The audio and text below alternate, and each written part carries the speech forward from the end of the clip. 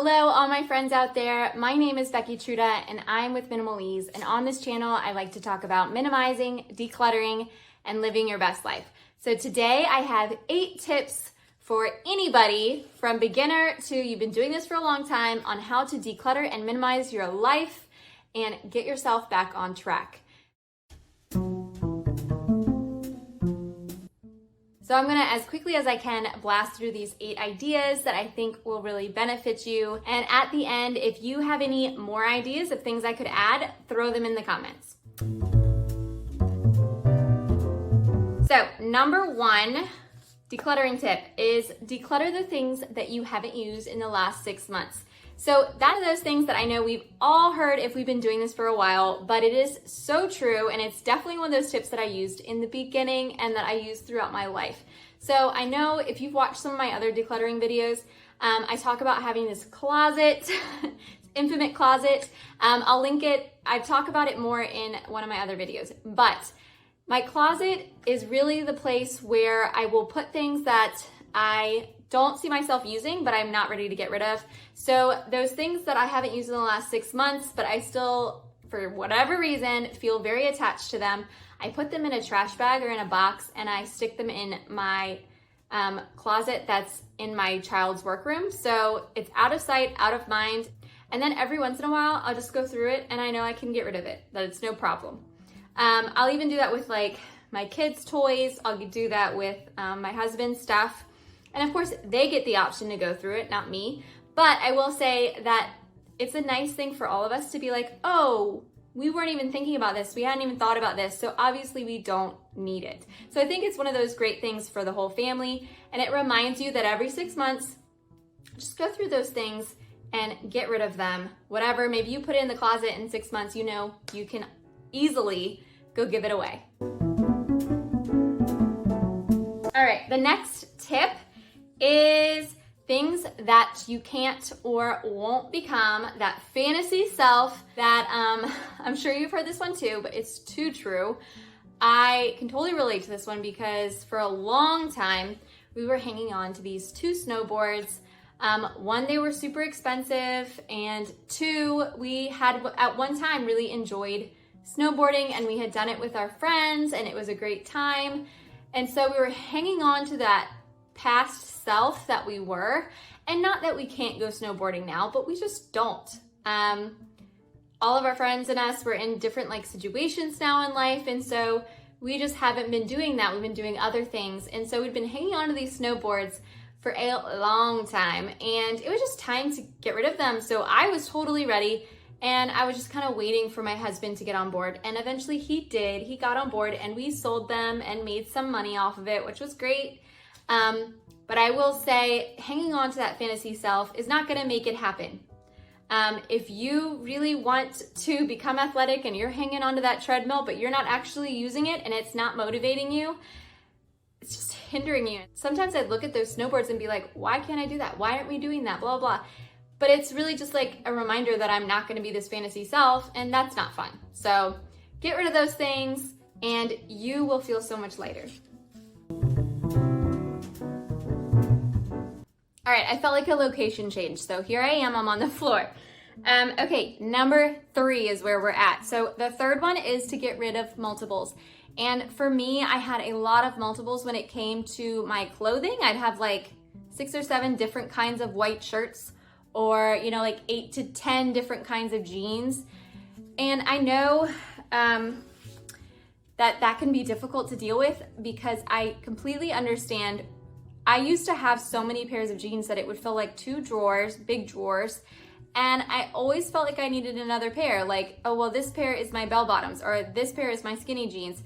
But what I realized is that when I actually cut down and now I have 2 pairs of jeans, I'm much more happy with the quality one. I got good quality jeans and I like the feel of them, and I have found a cut that I enjoy. So I have 1 skinny and 1 more flared, and I just rotate them. Like, I literally wear jeans almost every day. So those are my 2 favorite. And I don't have to just be pulling out, you know, different kinds of jeans in order to find the right perfect one, because really, let's be honest, there isn't one. There isn't a perfect jean. But also to add to that, I had tons of spoons and forks and whatever, and I heard this one really inspiring mom who I think her YouTube channel is called Minimal Mom. She's really big. But she was talking about how one day she needed a fork and she didn't have it. So I totally relate to this. So I was just out and I had gotten rice and chicken on the go with my daughter, and I needed a fork. That being said, one fork would have done great. Having any more than that wouldn't have added to my happiness of having that one fork. So I think when it comes to things that are multiples, really finding where your happiness lies. Can you be happy with 2 pairs of jeans? I mean, maybe yours is like 5. But when you have too many, having more than what you need does not add to your happiness. It actually takes away from it and adds stress. So, having 25 spoons in your drawer adds stress because it's more to clean, it's more to keep up with. You think it would be the opposite, but really when you have, 4 or 5 spoons, one, you take better care of them, you know where they are, okay? And you are more appreciative of what you have. So having less seems counterintuitive in our minds, but really having less offers a lot more. All right, so number 4 is go through your junk drawer, which is something that I've been thinking about this week. I need to go through.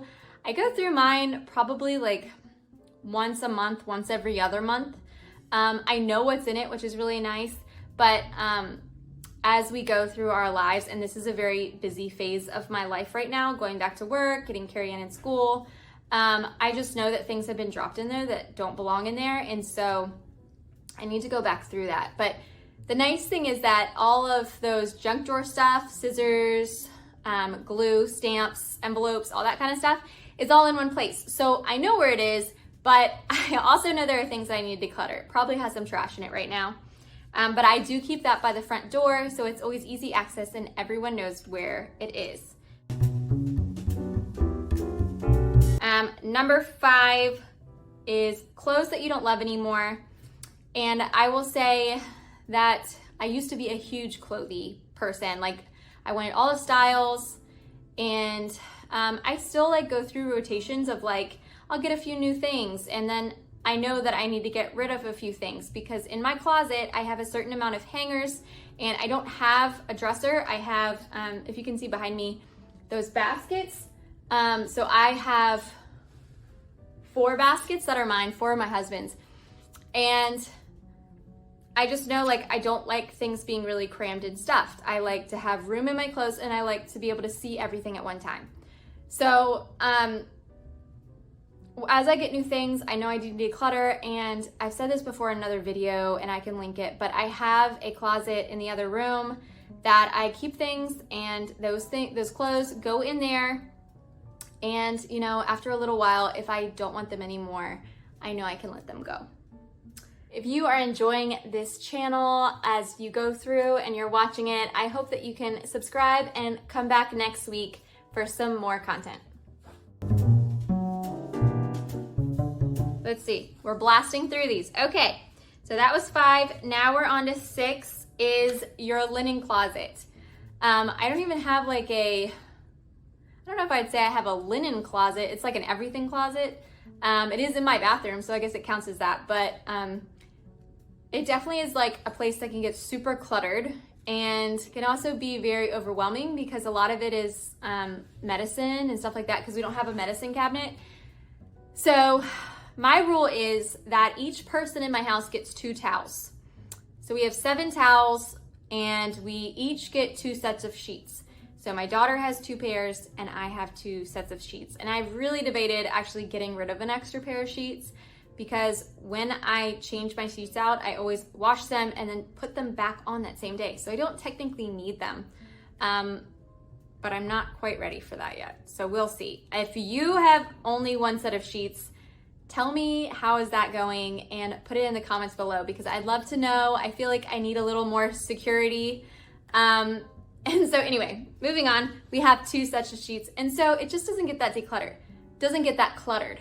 But I will say what gets cluttered is medicine. You know, one of us is always getting sick or stomach ache or blah, blah, blah. We have this problem, that problem. And so medicine can really add up a lot of space in there. And what I've realized is that if the medicine is not something that was like doctor prescribed, that we, like if we don't still need it and it was less than like 20 bucks, I don't need to hang on to it forever. You know, if something happens, we have like the basics like Tylenol, Band-Aids, Neosporin, certain allergy stuff. All right, so the next thing is hair products. So I have a lot of hair, and I used to have tons and tons of products, hair curlers, straighteners, headbands, out the wazoo and everything.